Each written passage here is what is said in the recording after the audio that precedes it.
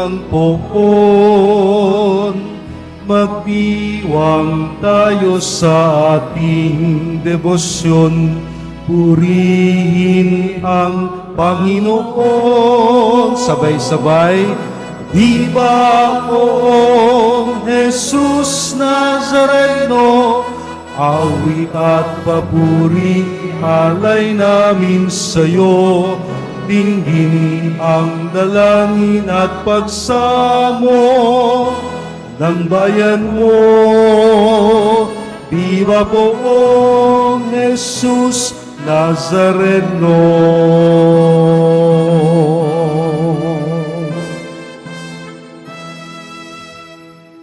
Sa ngalan ng Ama, ng Anak at ng Espiritu Santo. Amen. Ang pagpapala ng ating Poong Jesus Nazareno, ang pag-ibig ng Diyos Ama at ang pagkakaisang hatid ng Espiritu Santo naway laging sumainyo. At sumaiyo.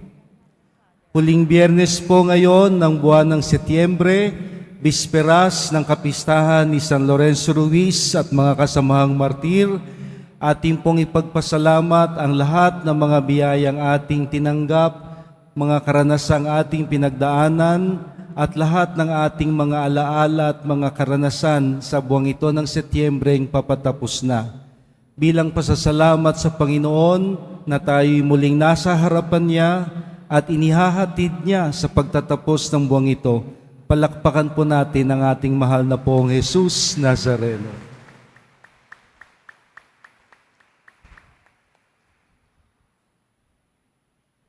Upang tayo maging karapat-dapat sa biyayang hatid ng Diyos, kapatawaran sa lahat nating mga kasalanan.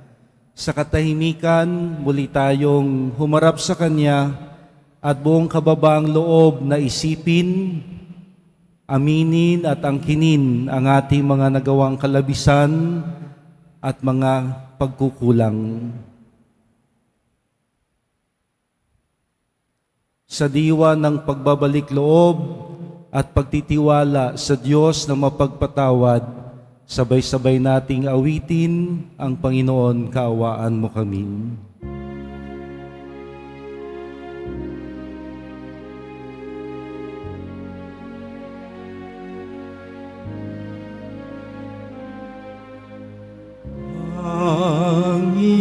Panginoon, kaawaan mo kami.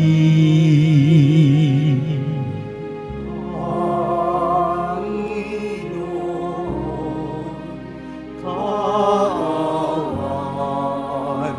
mo kami. Kristo, kaawaan mo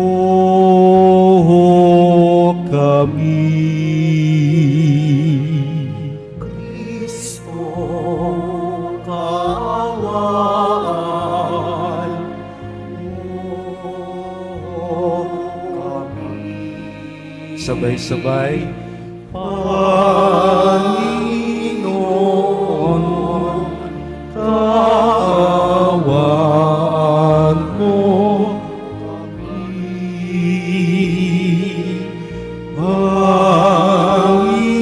Panginoon, kaawaan mo kami. Kaawaan tayo ng makapangyarihang Diyos, patawarin tayo sa ating kasalanan at ihatid tayong lahat sa buhay na walang hanggan. Amen. Manalangin tayo. Ama naming makapangyarihan, pinuspos mo ang paring si San Vicente de Paul ng mga mabubuting katangian bilang sugong alagad para sa kapakanan ng mga dukha at paghubog sa kaparian. Ipagkaloob mong kaming pinag-aalab ng gayunding layunin ay magmahal sa kanyang minahal at makapamuhay ayon sa kanyang ipinangaral. Hinihiling namin ito sa ngalan ni Jesucristo, kasama ng Espiritu Santo, magpasawalang hanggan. Amen. Magsiupo muna po ang lahat. Pagbasa mula sa aklat ng mangangaral. Ang lahat ng pangyayari sa daigdig ay nagaganap sa panahong itinakda ng Diyos.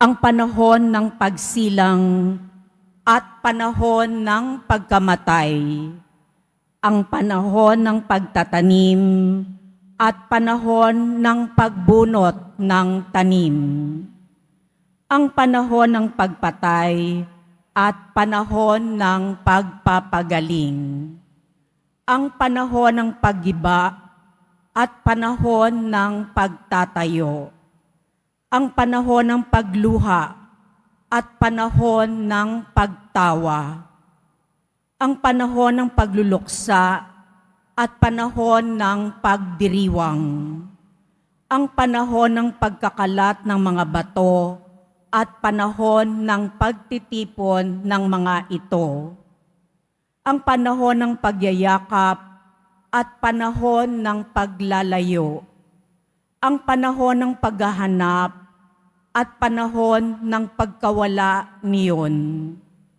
ang panahon ng pag-iingat sa isang bagay at panahon ng pagtatapon, ang panahon ng pagpunit at panahon ng pagtahi, ang panahon ng pagtahimik at panahon ng pagsasalita, ang panahon ng pagmamahal at panahon ng pagkapuot, ang panahon ng digmaan at panahon ng kapayapaan.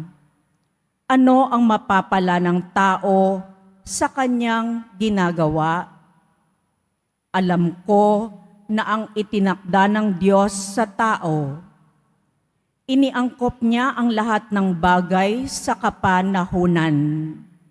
Ang tao'y binigyan niya ng pagnanasang alamin ang bukas, ngunit hindi binigyan ng pagkaunawa sa ginawa ng Diyos mula sa pasimula hanggang sa wakas.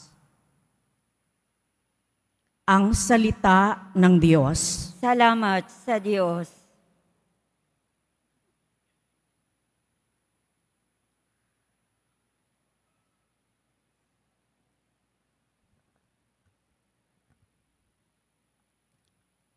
Ang poon ay papurihan, siya ang aking sanggalang. Ang poon ay papurihan, siya ang aking sanggalang. Purihin ang poon na aking sanggalang, matibay kong muog at tagapagligtas, at aking tahanang hindi matitinag, tagapagligtas kong pinagtitiwalaan. Ang poon ay papurihan, siya ang aking tagapagligtas. Ano ba ang tao? Panginoon namin, siya'y tao lamang na iyong pinapansin. Katulad ay ulap, natangay ng hangin. Napaparam siya na tulad ng lilim. Ang poon ay papurihan, siya ang aking sanggalang. Magsitayo po ang lahat.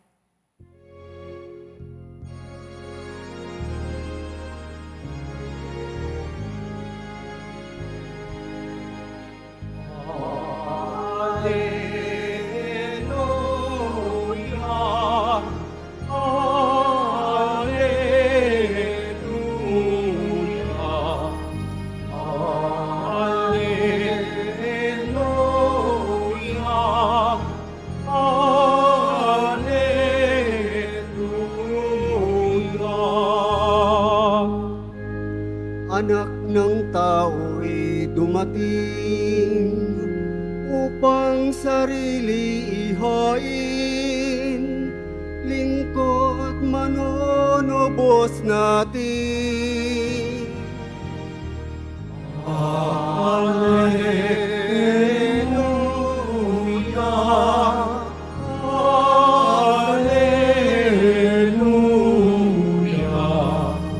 Alleluia.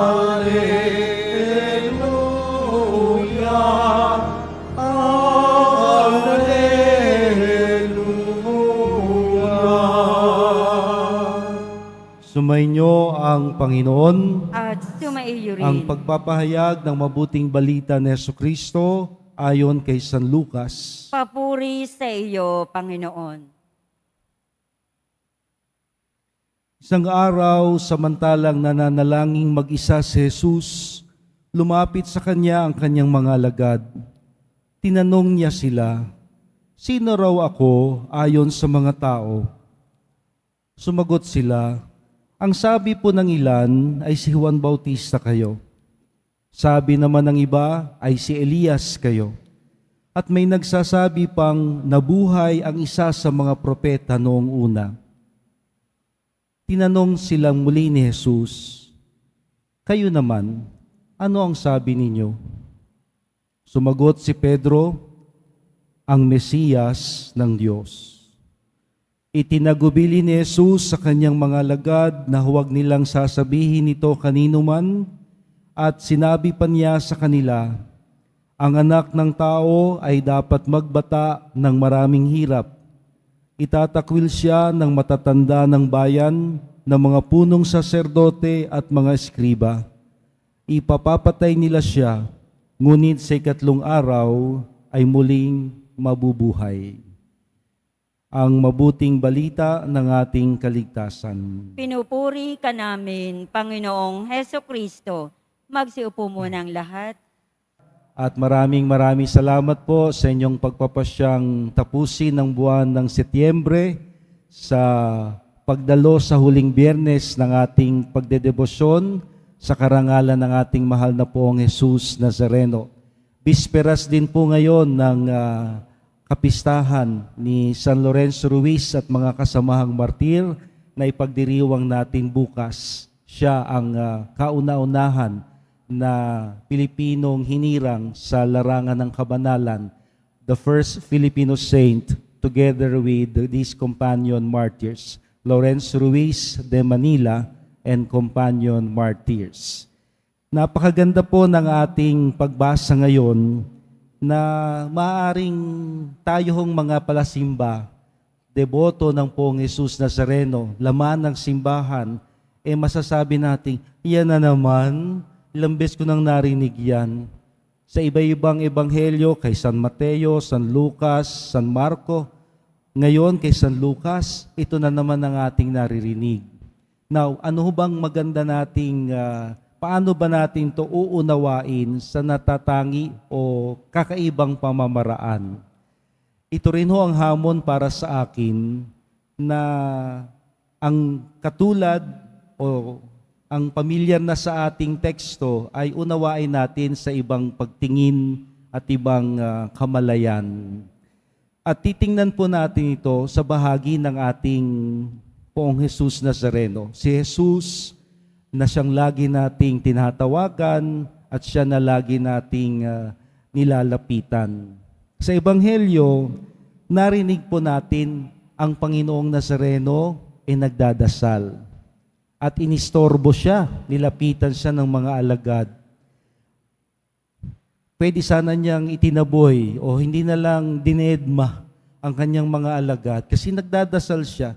Siya ay nakikipag-ugnayan sa Diyos Ama sa pananalangin. Pero minarapat ng Panginoon na siya'y abalahin, gambalain ng mga alagad at tanungin sa isang napakahalagang katanungan na magbubunyag at magsisiwalat sa kalikasan niya bilang Diyos at bilang tao. So si Jesus po, ang Poong Nazareno, nagdadasal, nananalangin, nilapitan ng mga alagad. Hindi ho natin alam kung ano ba. Gusto ba nilang magdasal din? O sila ba'y naiinip na? Gusto nang yakagin ng Lord? Lakad na tayo. Marami pa tayong gagawin. Pero ang Panginoon na ang nagpasya. Tinanong niya sila. At ang tanong niya, sino daw ako ayon sa mga tao? At kapansin-pansin ang sabi ho ng mga alagad, ang sabi ng iba, kayo daw po si Juan Bautista, si Elias, at yung iba po isa sa mga propeta noong una. So ito daw ang naririnig ng mga alagad mula sa mga tao na kanilang pagbasa o pagtingin kay Jesus. Si Juan Bautista o siya si Elias ang Panginoon na nagkatauhan ni Elias at isa daw sa mga propeta. Now, kung atin nung titingnan ano ang similarity o pagkakatulad sa tatlong ito, ito ho'y mga propeta ng Diyos na nanindigan sa kabutihan at sila'y kinugi. Anong kinugi? Pinatay. Nanindigan sila sa kabutihan at sila'y pinatay. Na para sa mga tao, nabuhay na maguli ang mga taong nanindigan sa Diyos sa katauhan ngayon ni Jesus na taga Nazareno. So yun ang pagbasa ng mga tao kay Jesus. Ngunit para kay Jesus, merong mas mahalaga. Hindi ho niya kinorek, hindi niya winasto ang mga pagtingin at pagbasa ng mga tao sa Kanya. Bagkus, meron pa siyang gustong higit na malaman, kayong mga alagad ko, sino ako para sa inyo? Kasi mas malalim at mas seryoso yon dahil nakasama niya na sila at naturuan na niya sila, nakita na nila ang lahat ng mga gawain at pamamaraan ni Jesus. Kaya higit pa sa mga haka-haka, pagtingin at komento, kuro-kuro ng mga tao kung sino si Jesus para sa kanila, ang nais pakinggan ng Panginoon, mula sa inyo, kayong mga nakasama ko, sino ako para sa inyo? Sino ako? At nangausap po si Pedro, pinuno ng mga alagad at ang sabi, ang Mesiyas ng Diyos. Now, maganda hong makita natin ang kasunod. Ang kasunod, si Jesus naman ang nagpahayag ng tunay niyang katayuan at kalikasan. At ang kanyang pagpapakilala ay hindi nalalayo sa tingin ng mga tao at gayon din sa sinabi ng mga alagad. Kumbaga, pinagsama ni Jesus ang sabi at tingin ng mga tao at gayon din binigyang kahulugan, lalim ang sinabi ni Pedro sa ngalan ng mga alagad.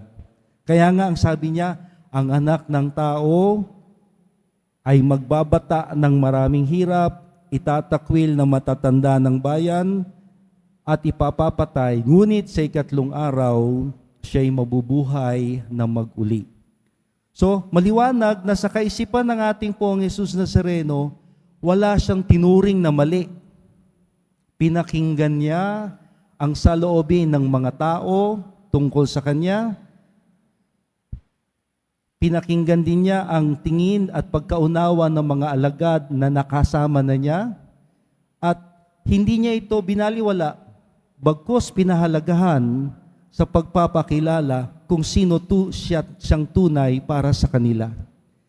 At sa pagpapahalaga niya sa sinabi ng mga tao na hindi niya tinanggihan, hindi niya winasto, hindi niya tinumpak, at sa mga sinabi ng mga alagad, dito niya isiniwalat ang tunay niyang kalikasan, na siya ang Diyos na nagkatawang tao na handang makiisa sa lahat ng tao, kahit sa pinaka masaklap na karanasan ng tao, ang pagtulong-tulungan at mamatay.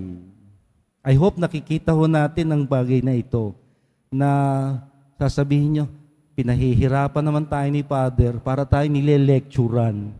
Kahit ako nahihirapan din ipaliwanag, pero sana ho, sa liwanag ng kalangitan na ibinibigay sa atin ngayon, makikita natin ang katotohanan na sa mata ng Diyos, sa pakikitungo ng ating Poong Jesus Nazareno sa ating lahat, may oras siya para sa atin na tayong lahat ay pakinggan. Lahat tayo pinakikinggan niya. Lahat. Walang mali sa Panginoon. Kahit sabihin natin tayo nagkasala sa Kanya, haharapin niya tayo, pakikitunguhan niya tayo, at babasbasan niya tayo. Kasi ito ho ang nakikita natin sa Ebanghelyo. No? May mga sinabi ang mga tao, ikaw daw si Elias, ikaw daw si Juan Bautista, o isa sa mga propeta, na kung tutusin hindi naman. Pero hindi ho winasto hindi sinalungat ng Panginoon, bagkus kanya pang tinangkilik at binigyan ng higit na lalim at pagpapahalaga ang pagtingin ng tao sa kanya. Jesus is a very accommodating and a very hospitable God. Pag sinabi yung hospitable, yan ho itatak daw ng mga Pilipino, di ba? Mapagtangkilik. Mapagtangkilik. Walang nire-reject. Lahat wine-welcome, lahat tinatanggap. Kahit sabihin natin ang mali at baluktot at hindi tamang pagtingin ng mga tao sa Kanya, welcome ng Panginoon. Tinanggap niya, pinakinggan niya.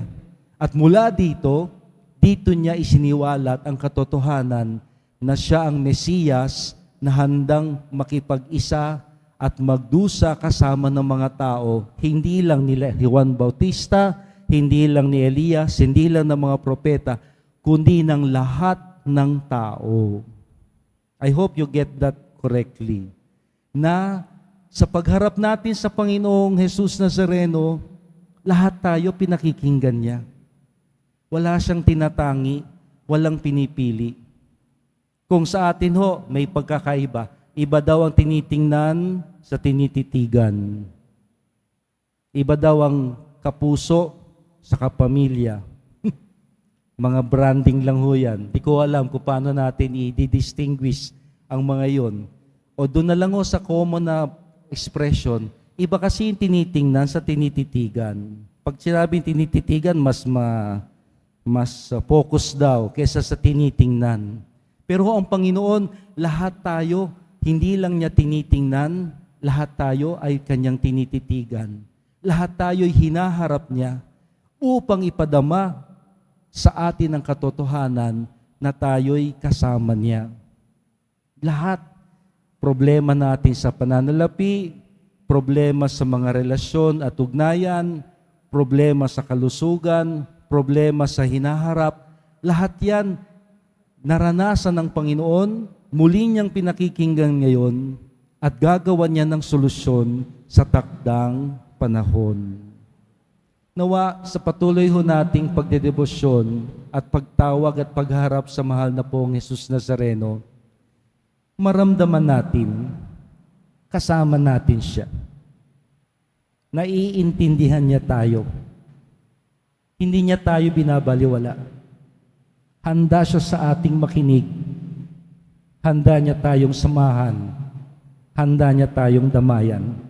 At siya'y lagi nating maaasahan na lagi nating malalapitan upang tayo'y ipagsanggalang.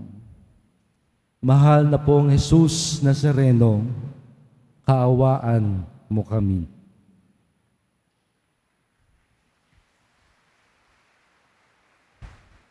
Magsitayo po ang lahat.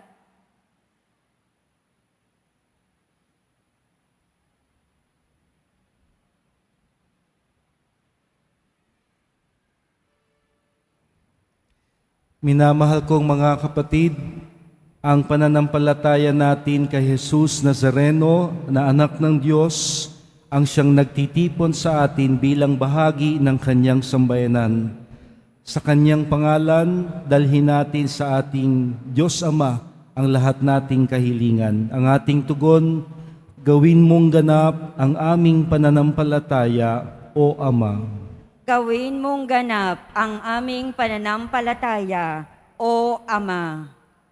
Ang simbahan naway mapanatili ng Santo Papa at ng mga obispo sa pananampalataya ni San Pedro.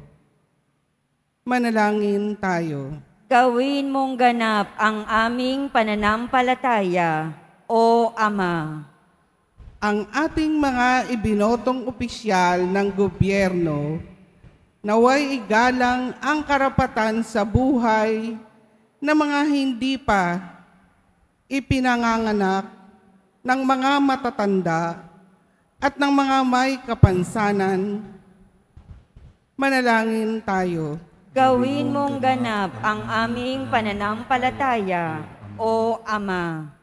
Ang mga pari at relihiyoso naway maging tapat sa kanilang tungkulin sa Diyos sa sambayan ng kanilang sinumpaang paglingkuran. Manalangin tayo. Gawin mong ganap ang aming pananampalataya, O Ama. Ang mga may sakit, naway mapalakas at magpatuloy sa kanilang pananampalataya. Manalangin tayo. Gawin mong ganap ang aming pananampalataya, O Ama. Yaong mga nauna na sa atin, nalinisan ang mundong ito, naway magkamit ng kasiyahan ng bagong buhay sa presensya ng Diyos. Manalangin tayo. Gawin mong ganap ang aming pananampalataya, O Ama. Patuloy po nating pagdasal ang mga guro sa ating pagdiriwang ng National Teachers Month hanggang sa buwan ng Oktubre upang patuloy nilang buong tiyagang akayin ang kanilang mga mag-aaral sa karunungan at kagandahang asal at magandang kinabukasan. Manalangin tayo. Gawin mong ganap ang aming pananampalataya, O Ama.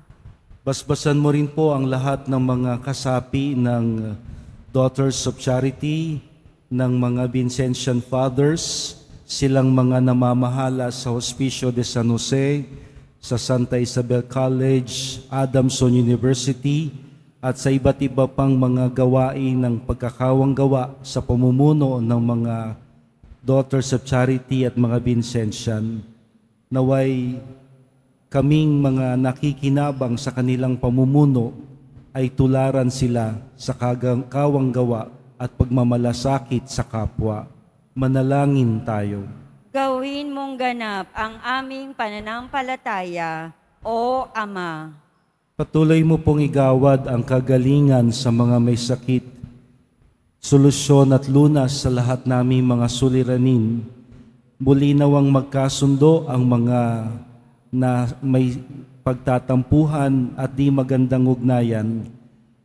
Mapasa amin nawa ang aming mga nawalang kakayanan sa lapi at kabuhayan, at naway pakaingatan mo't basbasan ang lahat naming mga mahal sa buhay, malayo sa aming piling na nakikipagsapalaran. Manalangin tayo. Gawin mong ganap ang aming pananampalataya, O Ama. Sa katahimikan, ating pong kababaang loob na ipagkatiwala sa Diyos lahat nating mga kabigatan, kahilingan at pasasalamat.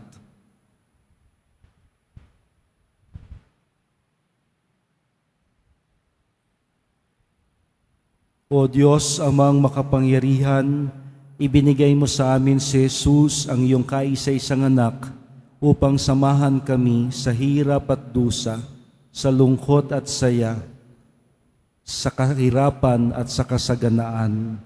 Naway makilala namin siya ang aming katuwang sa paglalakbay sa buhay na maghahatid sa amin papalapit sa iyo, sa iyong kaharian. Hinihiling namin ito sa ngalan niya kasama ng Espiritu Santo magpasawalang hanggan. Amen. Magsiupo muna ang lahat.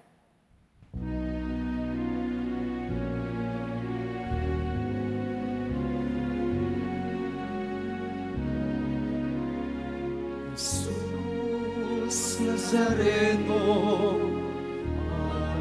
ang ina may sandalan,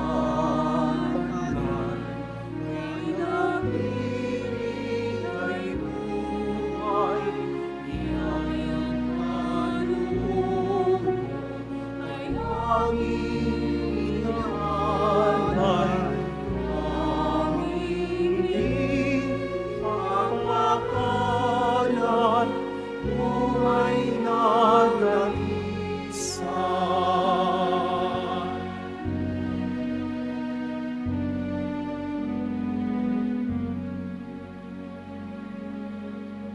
Magstayo po ang lahat.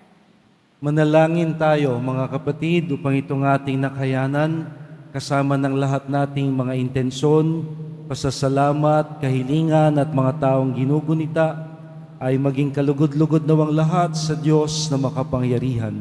Tanggapin nawa ng Panginoon itong paghahain sa iyong mga kamay, sa kapurihan niya at karangalan, sa ating kapakinabangan at sa buong sambayanan niyang banal. Ama naming lumikha, ipagkaloob mong sa banal na paghahaing ginawa ni San Vicente de Paul, ay matularan niya ang kanyang ginampanan.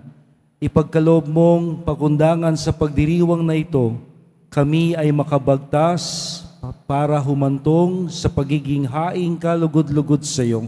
Sa ngalan ni Hesu Kristo kasama ng Espiritu Santo, magpa sa walang hanggan. Amen. Sumainyo ang Panginoon. At sumaiyo rin, Itaas sa Diyos sa inyong mga puso at diwa. itinaas na namin sa Panginoon. Pasalamatan natin ang Panginoong ating Diyos. Marapat na siya ay pasalamatan. Ama naming makapangyarihan, tunay ngang marapat na ikaw ay aming pasalamatan sa pamamagitan ni Hesu Kristo na aming Panginoon. Ngayong si San Vicente de Paul ay pinararangalan sa pamumuhay niyang totoong liran at pagiging maaasahan sa panunungkulan, kaya't si Hesu Kristo na maaasahan sa katapatan ay inihahayag sa pangangasiwa sa sambayanan. Ang malasakit ng mga ulirang tagapangasiwa noon ay nagpapatuloy magpahanggang ngayon sa mga panalangin kanilang iniuukol kaisa ng sambayanan mong dito'y nagtitipon. Kaya kaisa ng mga anghel na nagsisiawit ng papuri sa iyo nang walang humpay sa kalangitan, kami nagbubunyi sa iyong kadakilaan.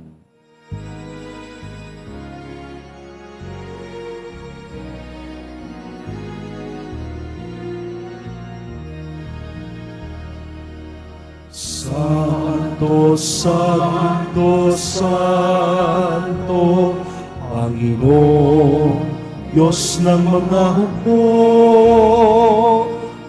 napupuno ang langit at lupa ng kadakilaan mo.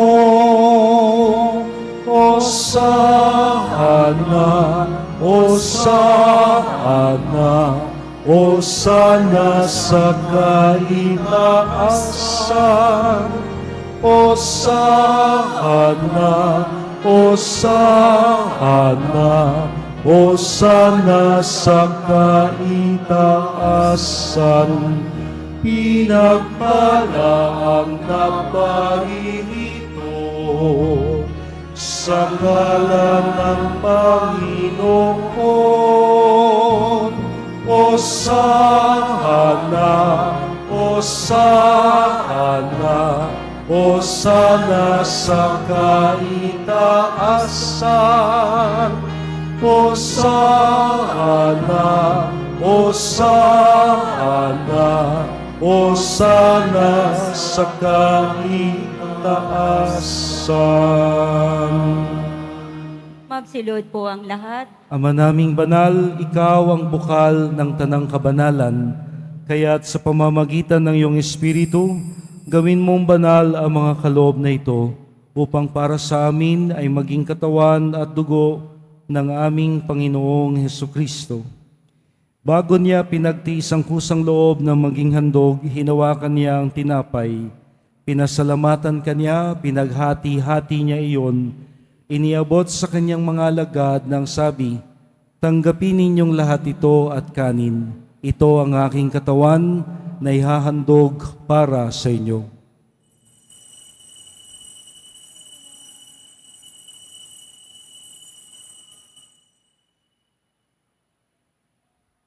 Nang matapos ang hapunan, hinawakan niya ang kalis, muli kanyang pinasalamatan.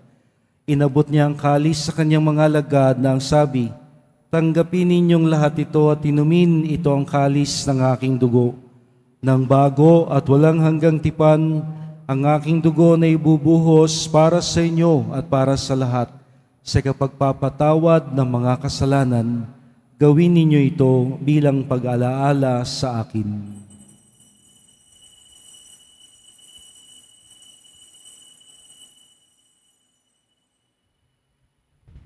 Magsitayo po ang lahat. Ipagbunyi natin ang misteryo ng pananampalataya.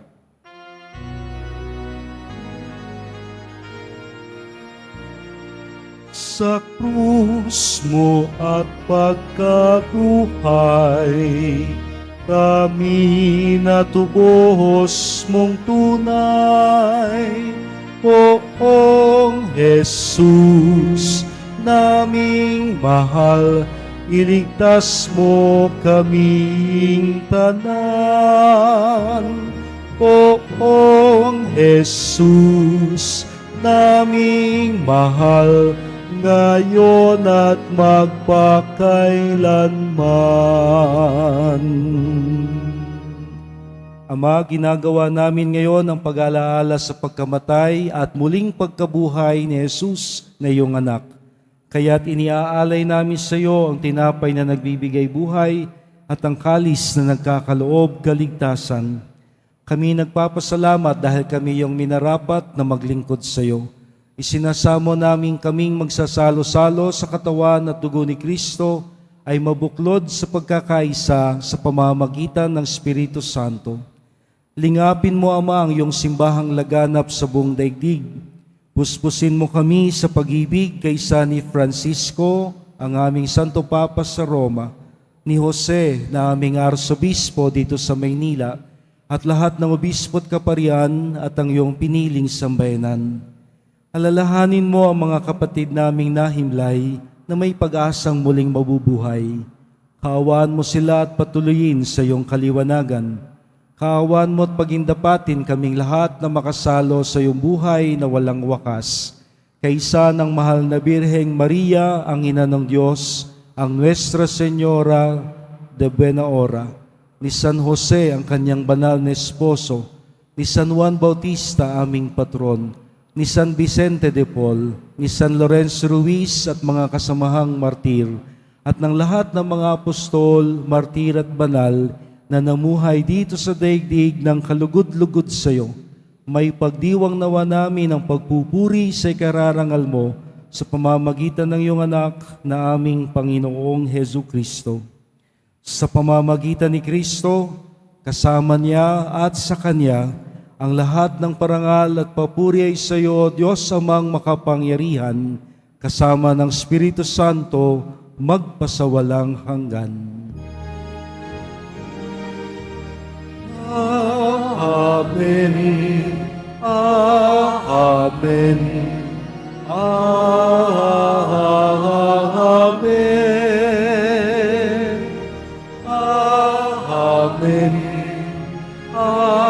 Amen. Amen. Lubos ang pakikipagkaisa ng Panginoong Hesus sa atin, kaya't ultimo ang kanyang Ama ay minarapat niyang maging atin ding Ama. Tayo, tinuring niyang mga kapatid, kaya't samahan natin siya sa pagkilala sa iisa nating Ama.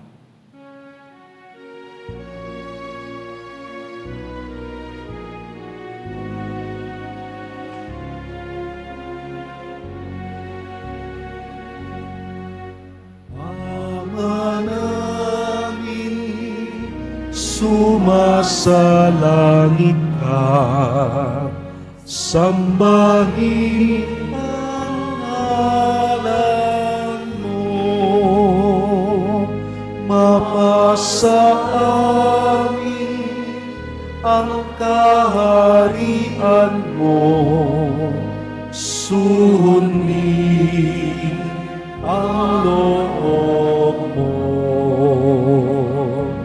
Dito sa lupa para ng salangit.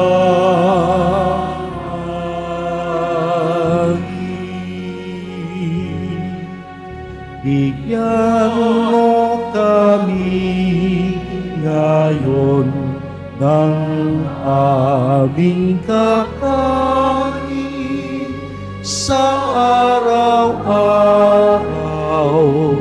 at patawarin mo kami sa aming mga sala, para ng pagpapatawa sa nagkakasala sa amin. At huwag mo kaming ipahintulot sa tukso, at biyaya mo kami sa lahat ng masama.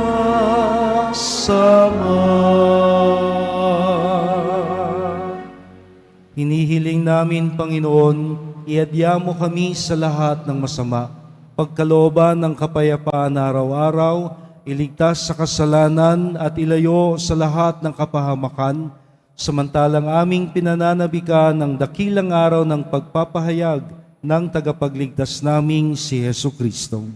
Sapagat iyo ang kaharian at ang kapangyarihan at ang kapurihan magpakailanman. Amen. Panginoong Jesucristo, sinabi mo sa iyo ang mga apostol, kapayapaan ang iniiwan ko sa inyo, ang aking kapayapaan ang siyang ibinibigay ko sa inyo.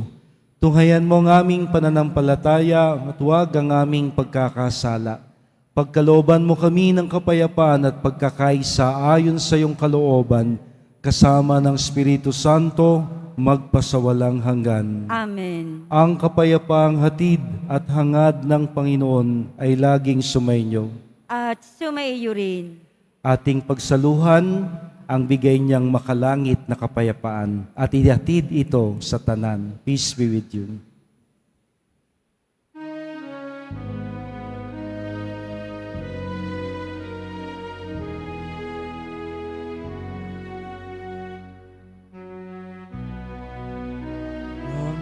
Diyos na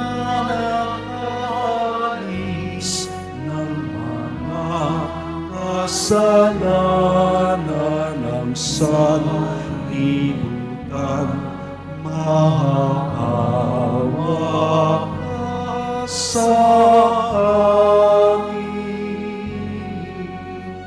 Cordero ng Diyos na nakaalis ng mga kasalanan sa libutan, maawa ka sa amin. Cordero ng Diyos na nag-aalis ng mga kasalanan ng sanlibutan, ipagkaloob mo sa amin ang kapayapaan.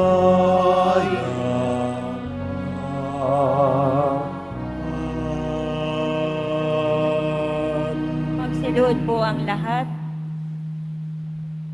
Ito si Jesus, ang kordero ng Diyos, minarapat niyang maging tinapay upang mabusog ang nagugutom, inumin upang pawiin ang mga nauuhaw. Minarapat niyang maging Diyos para sa ating lahat. Mapalad tayong lahat na sa Kanya ay tatanggap. Panginoon, hindi ako karapat-dapat na magpatuloy sa iyo, ngunit sa isang salita mo lamang ay gagaling na ako. Ihatid nawa tayo ng katawan at dugo ni Kristo sa buhay na walang hanggan. Amen. Ang katawan ni Kristo. Amen.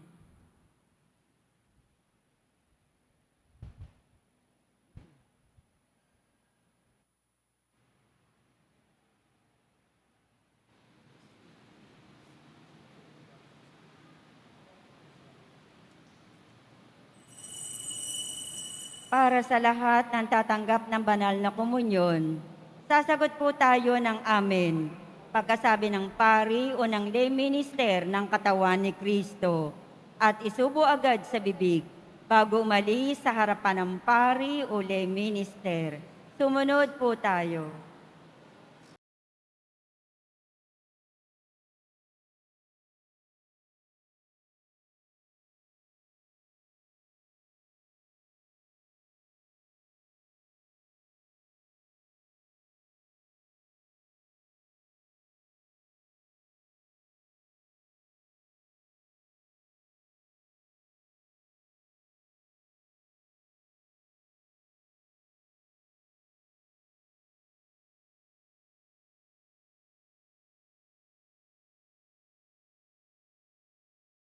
Manalangin tayo.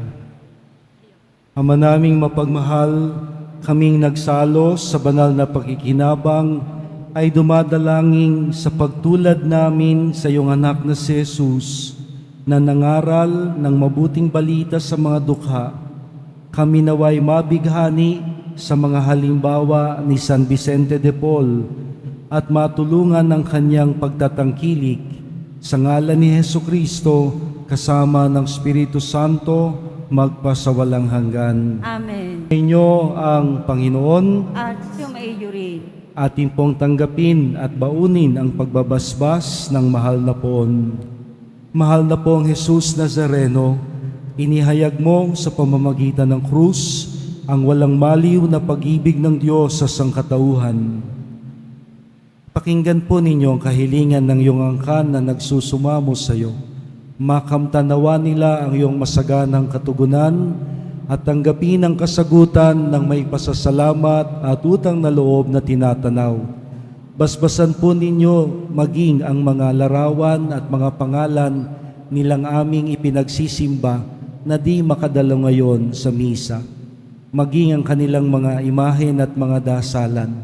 At nawang lahat ng ito ay magpaalala sa amin sa binyag kung saan kami nangako na ikaw ang pakamamahalin at paglilingkuran bilang Panginoon magpasawalang hanggan. Amen. At pagpalain kayong lagi ng makapangyarihang Diyos, ang Ama, ang Anak at ang Espiritu Santo. Amen. Tapos na po ang ating banal na misa.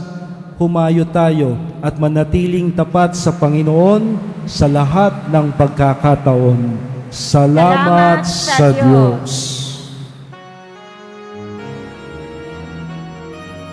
Huwag mo na pong umalis, sabay-sabay nating awitin. Nuestro Padre Jesus Nazareno, sinasamba ka na kami. Pinipintuho ka na kami. Aral mo ang aming buhay at kaligtasan. Nuestro Padre Jesus Nazareno, iligtas mo kami sa kasalanan. Ang krus mong kinamatayan ay sagisag ng aming kaligtasan. Nuestro Padre Jesus Nazareno, dinarangal ka namin. Nuestro Padre Jesus Nazareno, iluluwalhati ka namin. Sabay-sabay. Nuestro Padre Jesus Nazareno, dinarangal ka namin. Nuestro Padre Jesus Nazareno, iluluwalhati ka namin. Viva Pong Jesus Nazareno! Viva Pong Jesus Nazareno! Viva Pong Jesus Nazareno!